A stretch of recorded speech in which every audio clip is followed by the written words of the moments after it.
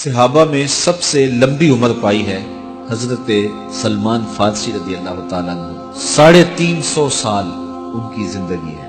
اتنی زندگی صحابہ میں سے کسی کی بھی نہیں ہے جتنی حضرت سلمان فارسی رضی اللہ تعالیٰ عنہ کی ہے۔ بنیادی طور پہ یہ ایک مجوسی کے بیٹے تھے اور بڑے امیر کبیر خاندان سے تعلق رکھتے تھے۔ یہ اپنے باغ میں جاتے تو راستے میں ایک راہب کا کٹیا تھا، یہ گزرتے گزرتے اس کے پاس رکنے لگے تو اس کی باتوں میں وحی کا اجالا تھا تو اس کی باتیں اچھی لگنے لگی۔ باپ کو پتہ چلا تو اس نے کہا کہ ہم مجوسی ہیں، آپ کو پوچھتے ہیں اور یہ نصرانی ہے، تم اس کے پاس نہ بیٹھا کرو، کہیں تمہارا دین نہ لوٹ لے۔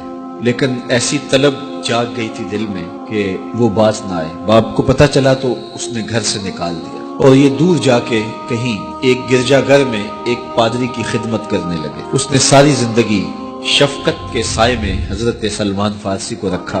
ناز و نعم سے پالا ہوا بیٹا گھر چھوڑ کے حق کی تلاش میں نکل کے اس کے گرجا گھر میں پہنچا تھا۔ جب اس کا آخری وقت آیا تو اس نے بلایا اور بلا کے کہا کہ میں زندگی کی سانسیں پوری کر چکا ہوں، اب میرے انتقال کے لمحے قریب آ گئے۔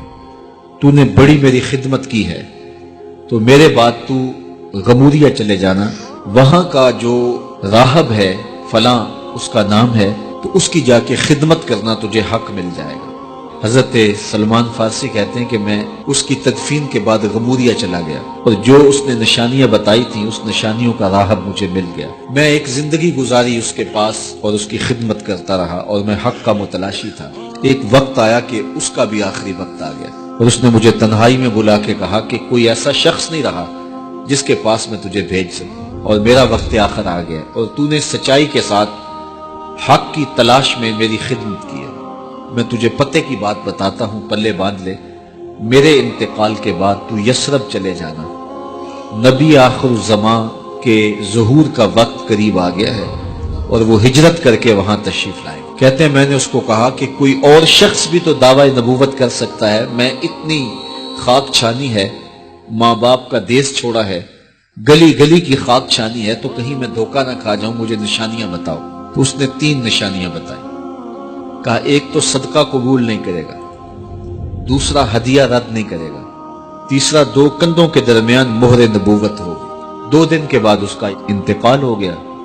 کہتے ہیں میں وہاں سے تدفین کے بعد اٹھا اور یثرب کی جانب روانہ ہوا۔ راستے میں ایک قافلہ تھا اور وہ یثرب ہی جا رہا تھا تو میں ان کے ساتھ شامل ہو گیا کہ میری منزل بھی وہی ہے، لیکن انہوں نے مجھے اکیلا سمجھ کے پکڑ لیا اور غلام بنا لیا۔ لیکن میری خوش قسمتی یہ کہ انہوں نے مجھے بیچا جا کے یثرب میں، اور وہاں ایک یہودی نے مجھے خرید لیا اور اپنے باغ میں کام کاج پہ لگا لیا۔ میں روزانہ ان ہمایوں لمحوں اور ان حسین گھڑیوں کا منتظر تھا جن کے لیے میں نے در در کی خاک چھانی تھی، کبھی عرش پر، کبھی فرش پر، کبھی ان کے در، کبھی در بدر۔ غم عاشقی تیرا شکریہ، میں کہاں کہاں سے گزر گیا۔ کہا ایک دن میں اپنے باغ میں کھجوریں توڑ رہا تھا کہ ہوائیں گیت گانے لگی اور طلع البدر علینا کی صدائیں گونجنے لگی۔ میں نے جلدی سے چھلانگ لگائی اور بھاگ پڑا۔ میرا آقا سمجھا شاید غلام بھاگ گیا، اس نے دوڑ کے مجھے پکڑ لیا۔ میں نے اس کو کہا میں بھاگا نہیں ہوں، یہ جسم تیرا ہی غلام ہے لیکن دل نوکر کسی اور کا ہے۔ میں کچھ کھجوریں لے گیا اور حضور کی خدمت میں حاضر ہوا اور جا کے میں نے پیش کی اور میری نیت صدقے کی تھی۔ تو میں نے جب پیش کی تو فرمایا ہم نبی ہیں، صدقہ قبول نہیں کرتے۔ کہتے ایک نشانی پوری ہو گئی۔ اب کچھ دیر ڈال کے میں پھر کھجوریں لی اور میری نیت ہدیہ کی تھی۔ میں حضور کی خدمت میں جا کے پیش کی تو حضور نے قبول فرماتے ہوئے کہا ہم ہدیہ قبول کر لیتے۔ کہا 2 نشانیاں پوری ہو گئی، اب تیسری نشانی رہتی تھی۔ اگرچہ 2 نشانیاں ہی میرے لیے کافی تھی اور حضور کا چہرہ ہی میرے لیے کافی تھا، لیکن میری آرزو یہ تھی کہ میں تیسری نشانی کا بھی بچشم خود مشاہدہ کر لوں تو پھر میں ایمان لاؤں۔ ایک دن حضور میرے باغ میں تشریف لے آئے۔ حضور نے قمیض اتاری ہوئی تھی اور اپنے مبارک کندھے کے اوپر کپڑا رکھا ہوا تھا اور مہر نبوت والی جگہ چھپی ہوئی تھی۔ ہلکی ہلکی ہوا چل رہی تھی اور میں حضور کے پیچھے پیچھے ہوتا تھا۔ میری آرزو یہ تھی کہ ہوا کا کوئی تیز جھونکا آئے اور کپڑا ہٹا دے اور میں مہر نبوت کی زیارت کر لوں۔